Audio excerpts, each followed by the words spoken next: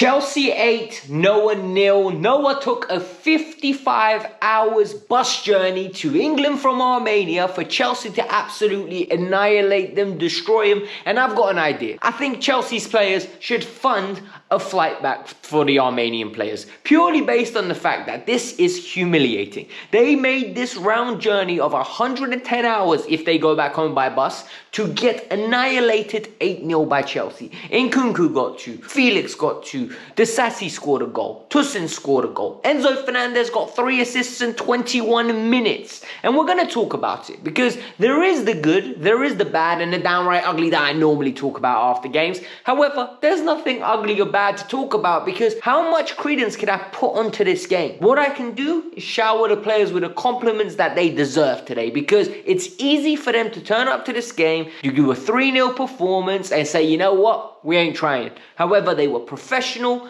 they did their jobs, and what I really liked was the hunger levels were there. So we're going to get into it. We saw some youngsters as well, but before we get started, I'm back at home now. Content will be a lot better with this level of production, even though a lot of you lot cook it. What production do you have? Well, I've got a camera and I've got a ring light, and you lot clearly enjoy it, that's why you watch. So what I want from all of you is, I need you to hit that like button 8 times for each goal that we scored today. Subscribe to the channel if you're new. Football related content on here on a consistent basis. And let's get started because it's going to be a long video tonight. Like I said, I don't have any bad and I don't have any downright uglies. So the reality is we're going to start with a good and we're going to make our way through this today because there's a lot to talk about. And I'm not going to go in a chronological order of who scored, how they scored. You've watched the games, and if you didn't, you can check who scored, right? But I'm going to give you the key talking points from today. Number 1, we scored from corners. That is marvelous. I don't care who you're playing against. 2 things need to be right. Number 1, the delivery needs to be spot on, and the individual getting on the end of it needs to know what to do. And in this case, Enzo Fernandez's deliveries were phenomenal. We got 2 goals. The first one coming from Tosin. Tosin was pointing where he wanted it. It was absolutely mad. Went back, absolutely henched the defender out the way. Good guiding header, beautiful finish, great delivery from Enzo Fernandez. Then we get another goal to make it 3-0. Axel Disasi this time. Great delivery, Disasi 6-yard box, absolutely finesses it into the bottom corner. Chelsea are 3-0 up. Enzo Fernandez has 2 great deliveries. A lot of people are going to give praise to the set piece coach. Let's behave, okay? This is just an anomaly in my opinion because we've seen a consistent season of we're not doing nothing from the attack in front on these set pieces. If we start seeing this on a regular basis, praise the set piece coach. Chelsea scored from 2 set pieces though, we'll take it.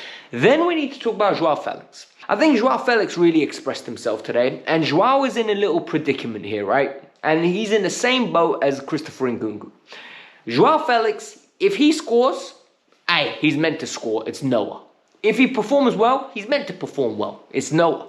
If he plays badly, and when he missed that chance, it was popping off. And I mean it, man. It was absolutely popping off on the TL. People were mocking him, saying he's rubbish, we need to get rid of him. As soon as he missed that chance. But then he shut everyone up because his performance all round was phenomenal today. He had, honestly, some of the best touches you're going to see. He entertained. He genuinely entertained. His first goal, it was to make it 4-0. We win the ball high up. Mark Guiu, absolutely running around like Scrappy-Doo. I told you, look, he's the number 9 version of Conor Gallagher. He'll run around, he'll give you commitment, and he'll win the ball back for you. Gives it to Enzo Fernandez. Enzo Fernandez, first time through ball. Joao Felix goes, and it's a beautiful dink finish. If you lot haven't seen it, go see it. Because he puts the keeper on his backside and just dinks it over his foot. It's absolutely disrespectful. Then Joao goes and gets his second goal. Joao's second goal was very nice, right? Chelsea win the ball back. And Disasi picks up the ball and carries it around about 60 yards. He literally carries it from his own half all the way across. A ball behind Joao Felix. Felix drags it forward, cuts in, leaves the defender flat-footed, and just smashes it past the keeper, hits the other defender on the line and goes in. 2 goals for Joao Felix. He goes on after to get another one. The other player we need to talk about today is Christopher Nkunku. Nkunku didn't have a good first half, and the key predicament was about putting Joao and Nkunku into the pockets. And what ended up happening was the team started being revolving around Joao Felix. Nkunku wasn't getting into the game whatsoever. I hardly saw him in that first half. In the second half, he went to number 9. Gio came off. And what happened? When he went to number 9, Nkunku was involved. The team started playing towards him, more through balls and behind. And his first goal, it came from that literally. We got the ball. Joao straight away nutmegs the centre back as he does as per usual. Then he goes and releases the ball for Nkunku. Nkunku takes a shot, hits the goalkeeper, loops up to him. No one's coming towards him. He just slides it in past the defender on the line. Very good finish. He won't get any praise for it, but he finished it very well. He struck the underside of the crossbar when he got slid through. I think it was by Mudryk. We got a penalty after that. And for me, it was a dubious penalty. I don't think it was a penalty personally. But he stepped up and scored. A lot of people had an issue with the fact that he took it. Joao should have taken it. 3 goals. Yo, you know this is the Joao Felix fan club over here, right? However, I think Nkunku needed to take it. You're the penalty taker. You're designated. You step up. You slot it. I think it's disrespectful when you start doing this kind of, oh, we're beating Noah 7-0. We don't need to get the 8th. Nah, we do. We need to slap another one, right? He stepped up. He finessed it. He made it 8-0. He gave them the respect they deserved, right? They traveled 55 hours for this arse whooping. They got it. Now they can travel 55 hours back. The reality is we made them memories that they're never going to forget. Then, Misha. Mudryk, in my opinion today, looked very good in moments. Genuinely very, very good. There were elements of the game where he disappeared, but that's just Mudryk, right? We know that he does that. He ends up playing around about 20 minutes of the 90 in terms like in small stints where you go, oh, he's looking really good. But then he just disappears and it's really frustrating. Today, picked up the ball, made the right decisions. His relationship with Joao is really developing. I really like it. You know, they look for each other, the good way of pass. They don't complain when the other doesn't pass to each other, which is very evident and is nice to see. But the goal he scored today was a screamer. Like the goal from Mudryk was one of those where whenever Mudryk cuts in, there's a trademark shot that he does and it ends up in rosette. On this occasion, it didn't end up in rosette. It ended up in top bins. Them ones, you know that show, I think it was Soccer AM or something like that on Sky Sports that used to pop off where the volleys are coming in and they smash it into the top bins. Well, imagine if there's a top bin, he would have got it straight in on that cut in and curl because it was absolutely delicious. Like, great finish. The goal of the game. Genuinely, when there's 8 goals, one of them has to be a goal of the game that you rate. This one was it. Great finish. Outside of that, I think he had a few glimpses in the second half, but he really calmed down. Then we need to start talking, now that we spoke about all the goals. For me, we need to start talking about what's been happening in these games. Because Mark Gio got his first goal.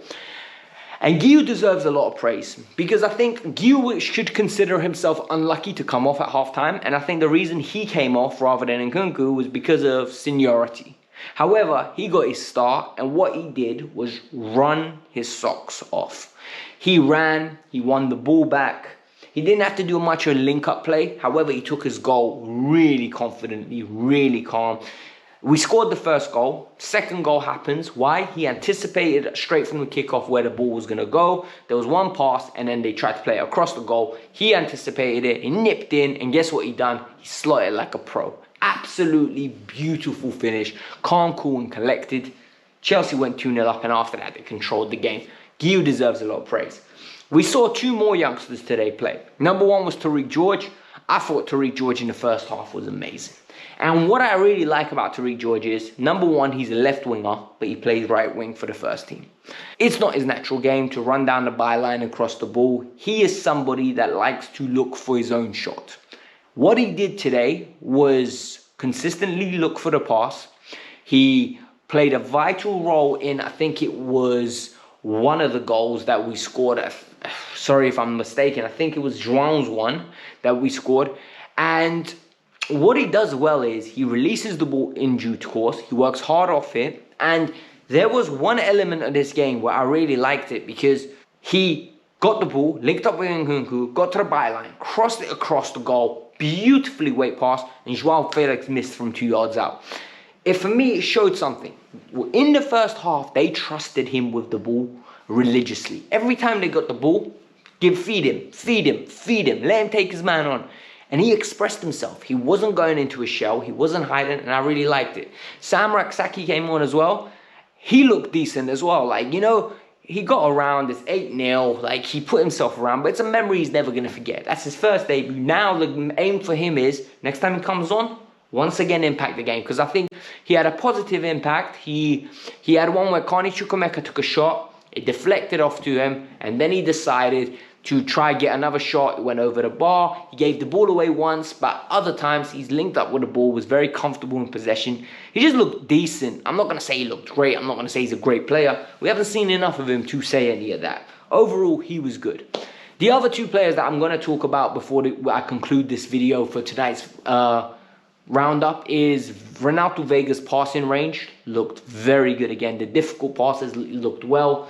He looked comfortable in possession. Sometimes I worry about his mobility, but all in all, looked comfortable. And the other one was, Jurgensen made a few saves today that were very good, man. Jurgensen on the ball looked neat and tidy, but more importantly, I think Jurgensen made a lot of good saves today. Genuinely, in the first half, in the beginning, when it was 0-0, they took a shot, and he was unsighted. Good reaction save. Second half, a few more good saves. He's the reason we kept a clean sheet today, not the defense. But I also think you can't blame the defense much because they were just left exposed, man. Like, Noah didn't come to defend. Noah came to attack, and that's what made the game so open, hence why we got 8 goals. But it is what it is. This is the Kavkas View. We need to be honest. We need to be realistic who we played. We played Noah, and like I said, they traveled 55 hours, so there's a huge disparity on a budgetary purpose and just talent-wise. But we have to respect our opponent. We're in this competition. We need to win it one game at a time. We're on our road to complete the set. It is what it is. Like I said, hit that like button, subscribe to the channel. Let me know your thoughts, what you think about the Kavkas View overall. I'm thinking about making more upgrades to the channel in terms of production, maybe getting a microphone, maybe just changing my setup in general and designing my office at the moment to be a studio. So let me know what you lot want to see. Do you like the fact that I don't have a production thing around like an overall layout? Or would you prefer one of those? It is what it is. Hit the like button. Peace out. I'm out. Have a lovely day. Bye.